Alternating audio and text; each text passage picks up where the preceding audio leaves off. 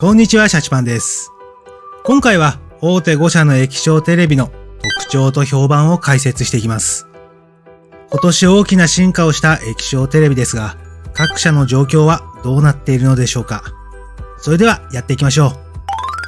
う。それでは早速大手5社、ソニー、パナソニック、TVS レグザ、シャープ、ハイセンスの比較をしていきましょう。なお、事前に現時点で液晶テレビを買い替えるとしたらどのメーカーにしますかという題材でアンケートを取ったところ、結果はこのようになり、ソニーが頭一つ抜き出て人気が高く、次いで TVS レグザ、パナソニックでした。ソニーの映像にはファンも多く、人気の高さが伺えます。ただ、ソニーが圧倒的優勢に見えますが、昨年の集計結果と比較すると非常に興味深く、ソニーをはじめとしてパナソニック、シャープはむしろ人気を落としており、代わりに TVS レグザ、ハイセンスの人気が伸びてきている結果となりました。ハイセンスがシャープを追い抜いているのも驚きです。日本での認知も徐々に上がってきている証拠でしょう。この2社は今勢いに乗ってきていると言えるかもしれません。1600近い回答をいただきまして、皆さんお忙しい中いつもありがとうございます。シャープは一時亀山ブランドで国内シェアは7割近く持っていたこともあり、薄型テレビといったらシャープのアクオスなんて時代もありましたが、あれから10年やそこらで大きく状況が変わりました。テレビ事業は本当競争の激しい難しい市場だと思います。さて、話は戻して上位機種を基準に各社の特徴を解説していきます。まずはパネルです。何やら聞き慣れない言葉がありますが、テレビでハードウェアが進化する機会はなかなかないので、今年最も注目すべきポイントと言えるでしょう。詳しく解説していきます。テレビは LED で作った白色バックライトが映像を映し出しています。この LED がミニ LED となりました。ミニ LED とはその名の通り小さい LED のことで、従来の LED のおよそ100分の1の大きさとなり、高密度にパネルに敷き詰められています。こんなにも高密度に配置させる理由は何でしょうか。実は上位モデルのテレビは映像の明るい部分と暗い部分を分けて LED をエリア点灯させることで黒浮きを抑え、コントラストを高めています。しかし、一つ一つの制御エリアが大きいので、画面に孤立した明るい映像があると、その周辺にも少し光が漏れ、黒が浮いてしまうハロと呼ばれる現象が見えていました。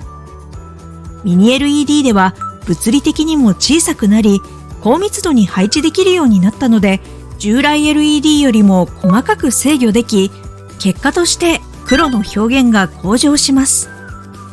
従来 LED では数十から数百だったエリア制御がミニ LED となったことで、メーカーは非公開としていますが、1000以上のところもあります。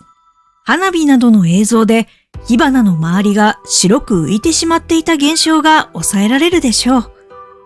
また、ミニ LED となったことで明るさもアップします。白の表現においては有機 EL よりも優れており、迫力を感じるでしょう。ミニ LED は確かに従来 LED より性能が向上し、ハローも小さくなり、黒の表現が向上しますが、ネットを見ていると有機 EL といいとこ取りみたいな表現をしているところもあります。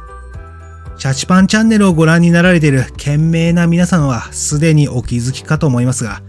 ミニ LED のエリア分割はたかだか1000強に対し、1画素1画素制御できる有機 EL はエリアで言ったら画素数そのまま859万エリア制御です。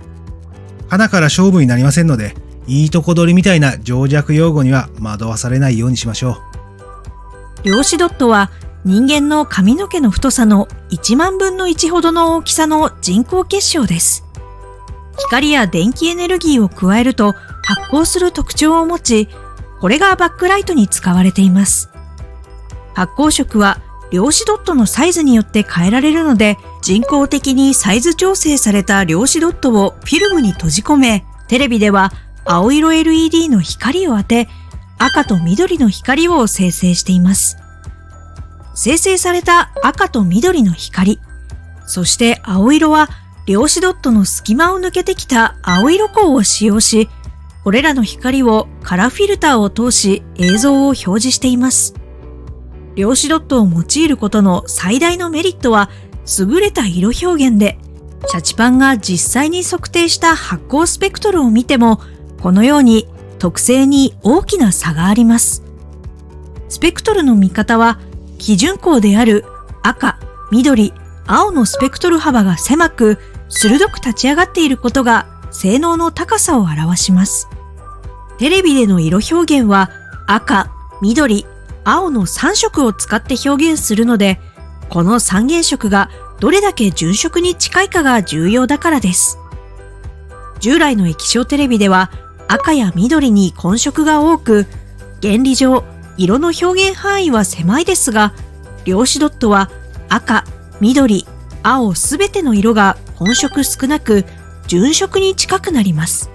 結果として豊かな色彩で自然に近いカラーを実現できるわけです。また、一言で量子ドット採用と言ってもピンキリです。量子ドットを生産しているメーカーは数社しかありませんが、テレビメーカーはここに量子ドットの大きさ、サイズばらつきをオーダーし、テレビに組み込んでいきます。当然、サイズばらつきを小さくオーダーすれば、このスペクトル幅が狭くなり、より純色に近くなりますが、価格も高くなります。各社、価格バランスを考慮した上でオーダーしていますので、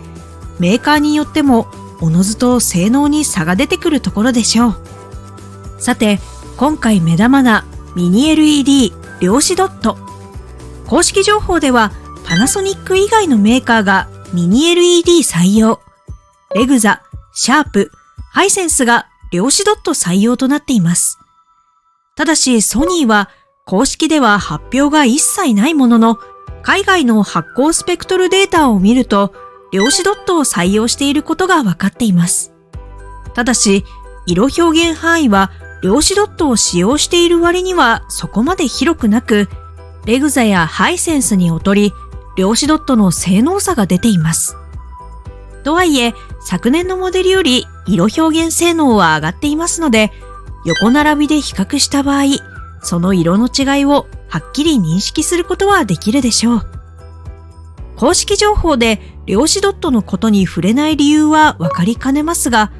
色表現より消費電力を下げる目的で量子ドットを採用したとすれば、そこまで色表現を大きくアピールできなかったと考えられるでしょうか。なお、海外測定データを見ると、ミニ LED を採用した X95K だけではなく、その一つ下のモデルである X90K も量子ドットを採用していそうです。色の印象は必ずしも色表現範囲だけで決まるものではありませんが、気になる方は量販店で見比べてみてください。次に特徴です。ソニーの特徴はコントラストと X ワイドアングルです。バックライトのエリア制御に加え、明部と暗部で流す電流を制御することで、より明暗をくっきりさせます。液晶テレビで高コントラストを求める場合、エリアの分割数も大いに越したことはありませんが、それは緻密な制御技術があるからこそ成立するものです。ソニーの場合、海外でもその制御の評判が良く、得意とする部分です。X ワイドアングルは視野角改善の機能です。ソニーがメインで採用しているであろう VA パネルはコントラストに優れる特徴を持ちますが、弱点として視野角が狭く、斜めから見ると色が白っぽくなり、抜けたように見えることがあります。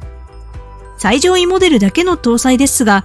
独自の光学設計により弱点である視野角を向上させます。台所で料理しながらテレビを見るときや、家族で広がって見るときなどは嬉しい機能です。ただ、強い光が反射すると、干渉縦縞が見えることがあるので、反射するものがないか、あらかじめ設置環境を確認した方が良いでしょう。続いてパナソニックです。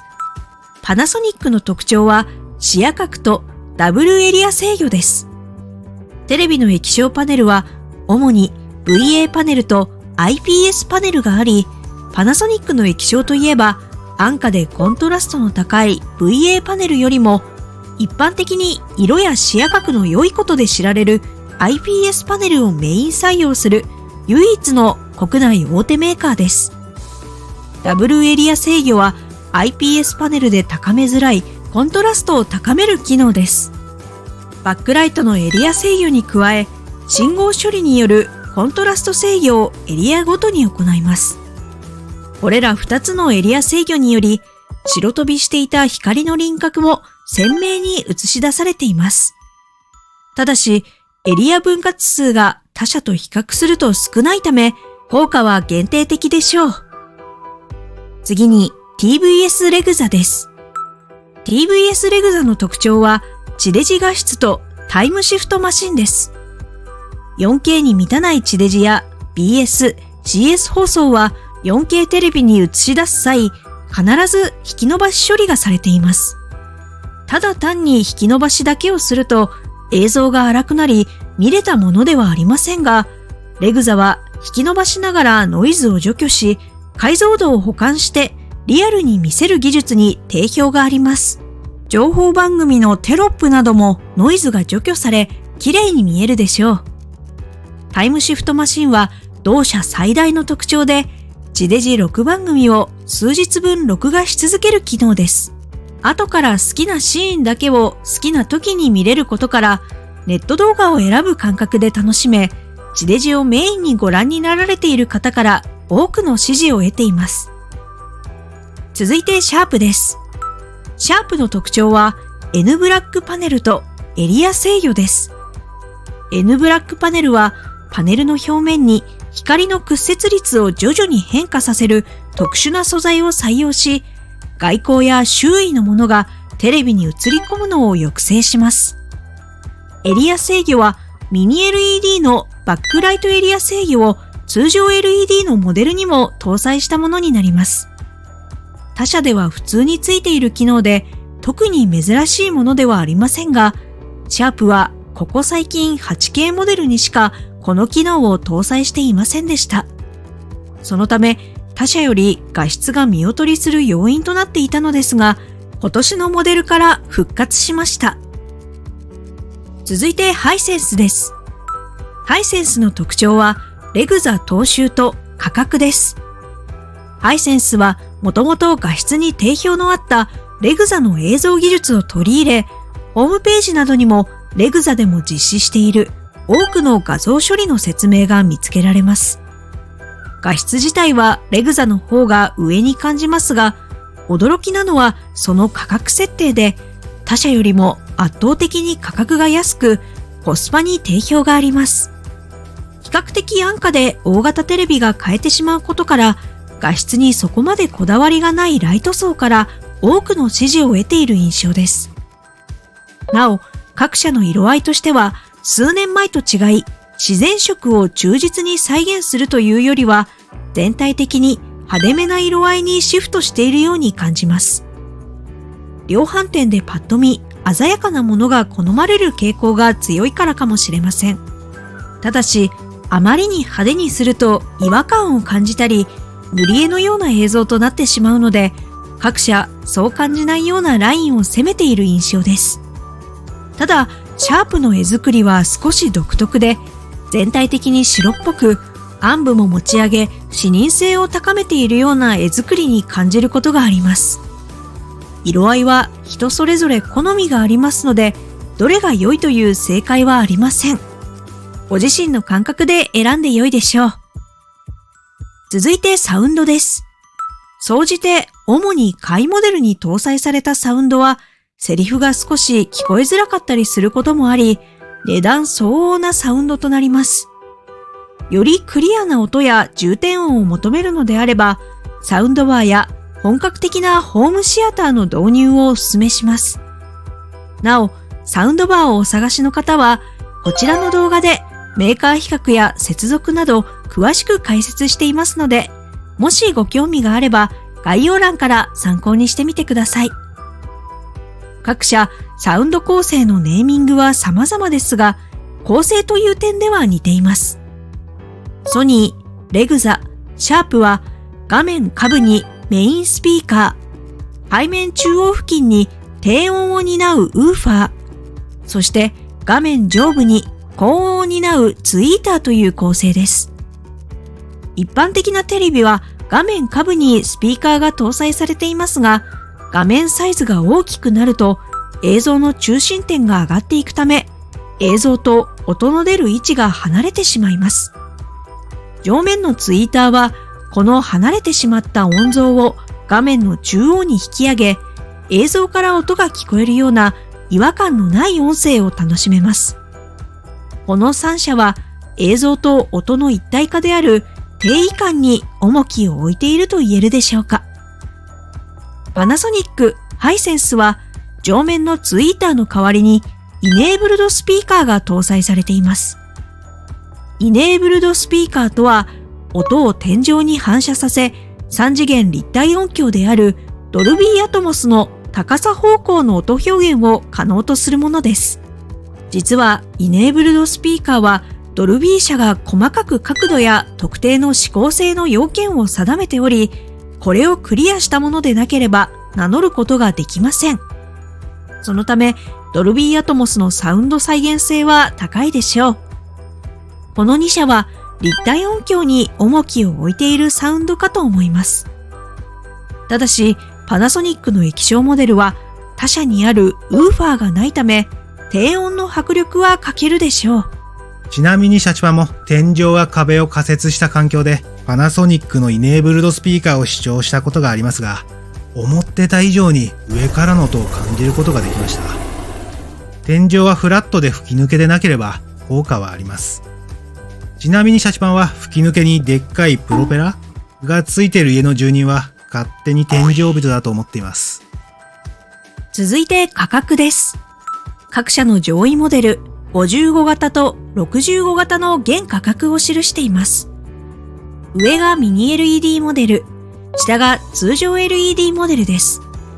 価格差が大きいので両方ご紹介します。お店や販売時期、モデルによっても変わりますが、ソニーが最も高く、次いでパナソニック、TVS レグザ、シャープはほぼ同価格帯、そしてハイセンスは圧倒的な安さです。口コミでもレグザ、シャープのコスパを褒める声はありましたが、ハイセンスが最も多く感じました。各モデルの価格詳細については概要欄にも記載してありますので、後で参考にしてみてください。続いて口コミです。ソニーは画質を褒める声が多かったです。色鮮やかで高コントラストな絵作りは万人に受け入れやすい画質でファンも多いようです。それからスタンドが良いという声がありました。ユーザーが選べるスタイルとなり、視聴環境に柔軟に対応します。これによりテレビを買い替えたらテレビ台に置けなくなったり、サウンドバーの配置で画面が隠れるという声も減るかと思います。それから Android OS 搭載のテレビということで、ネット動画配信サービスが充実していることが好評でした。一方、悪かった意見としては、Android OS の場合、自由に様々なアプリをダウンロードできますが、Google の動作検証が十分に行われていないようで、動作が不安定になることがあるようです。他に悪かった意見としては、録画機能が弱く、オートチャプター、早見再生、それからテレビからレコーダーへのランダビングにも非対応なのが残念という声が見られました。また、価格も他社より高めであること、それからミニ LED モデルのバックライト制御が不評で、ハロが目立つという手厳しい指摘が海外で多くありました。エリア制御には定評のあるソニーには珍しく、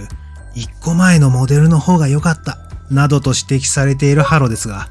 液晶の特性上、起点の明るさを上げるといくらミニ LED にして制御エリアを小さくしたところで、原理上、ハロは発生します。ただし、ハロを意識しすぎると、今度は明るさを上げることができません。これらはトレードオフの関係で、今回ソニーは明るさの方を優先したということでしょう。制御自体に改善の余地はあると思いますが、このようにバランスの問題なので、ハロだけ見てダメと決めつけるのではなく、トータルバランスでどうかという視点で見るのが大事かと思います。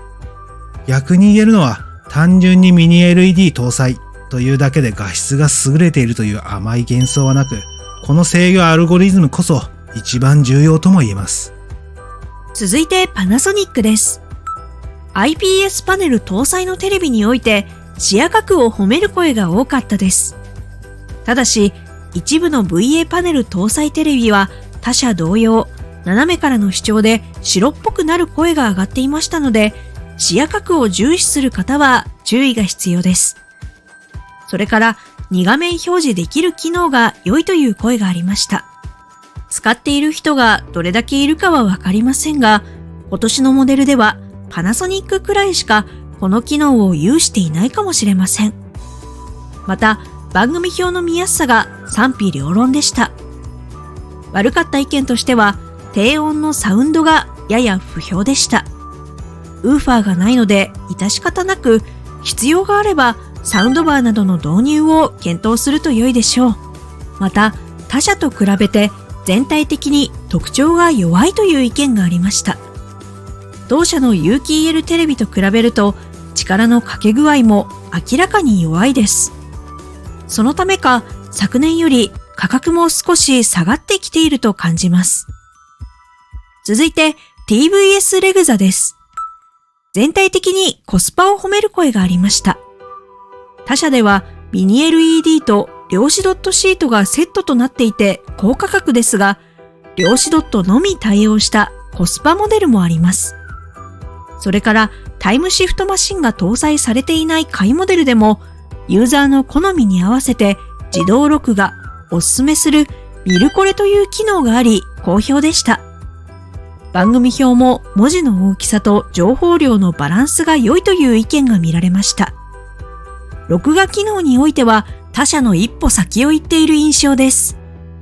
この量子ドット採用のモデルや録画機能はこちらの動画で実機レビューしていますので、気になる方は後で概要欄から参考にしてみてください。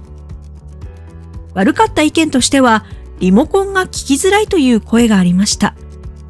Bluetooth がなく、赤外線センサーだけでの操作となりますので、障害物などで遮られると聞きづらく感じることもあるでしょう。それからタイムシフトマシンに BS 放送も加えてほしいという声がありました。昔はできたようですが、あまり需要がなく削除されたものなのかと思います。次にシャープです。レグザと同じくコスパが好評でした。それから番組表が 4K で作られていて良いという声がありました。表示情報量も多いです。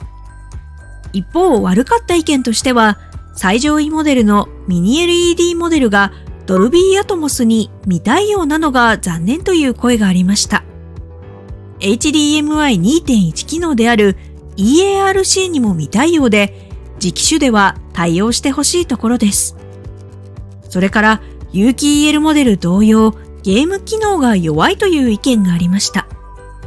表示遅延スペックも他社と比べても伝統的に遅く、また 4K120p 入力で解像度は落ちなくなりましたが、代わりに HDR 信号に対応できなくなるので、映像の明暗表現が落ちます。ゲームをよくやられる方で、ここらのスペックを気にされる方は注意が必要です。それから画質が独特な味付けのせいか、画質調整がしにくいという声がありました。続いてハイセンスです。なんといってもコスパを褒める声が圧倒的に多かったです。画質は他社を凌駕しているわけではありませんが、価格ほどの差は感じない方も多く、それが購入動機となっているようでした。UI や番組表もレグザに似ており、扱いやすいイメージです。また、メーカー保証が3年と長いと好評でした。何もつけないと1年のところが多いです。ただ、テレビは壊れやすい家電なので、可能であれば長期保証をつけた方が良いと思います。悪かった意見としては、レグザにはある録画の30秒送り、10秒戻しのスキップ機能が欲しいという意見がありました。それから、海外モデルでピーク輝度2000ニット近く出るとして話題になったテレビとモデル名が同じですが、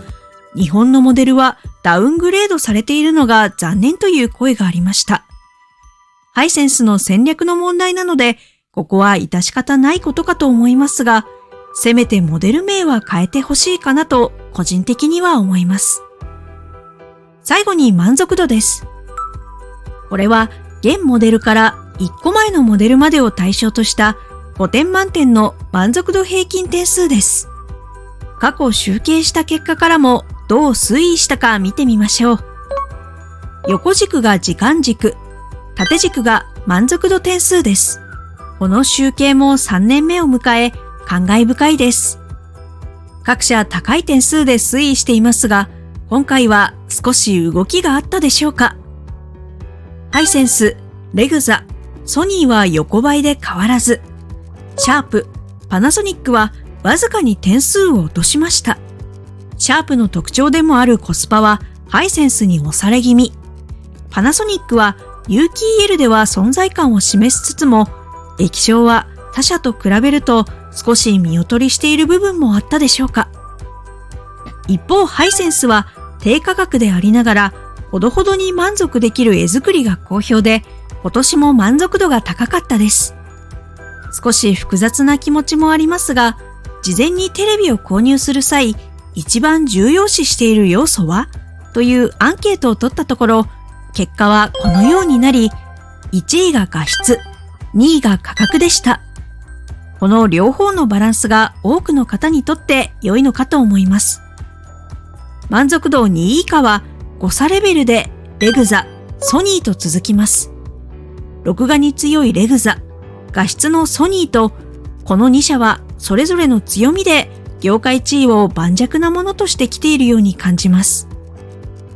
さて、まだご紹介できていない項目はあるのですが、各社の特徴をざっと比較してみました。今回ご紹介した内容を踏まえつつ、量販店などで最終確認をしてみてください。なお、一部のモデルラインナップについては、こちらの動画で紹介していますので、興味のある方は概要欄から参考にしてみてください。それから、本機をお持ちの方でご意見や使用感などもしございましたら、ぜひコメント欄にいただければなと思います。さて、今回の動画はこれで終わりです。毎度動画が長めになってしまい、申し訳ありません。これでも結構削ったんですけど、ついつい色々と喋りたくなっちゃうんですよね。今年はミニ LED 量子ドットで盛り上がりを見せている液晶テレビですが、その材料を生かすも殺すも、各社の信号処理次第ですね。絵作りには各社苦労していそうですが、頑張ってもらいたいものです。それでは最後までご視聴ありがとうございました。次回の動画でまたお会いしましょう。チャンネル登録、高評価よろしくお願いします。また見てくださいね。また見てね。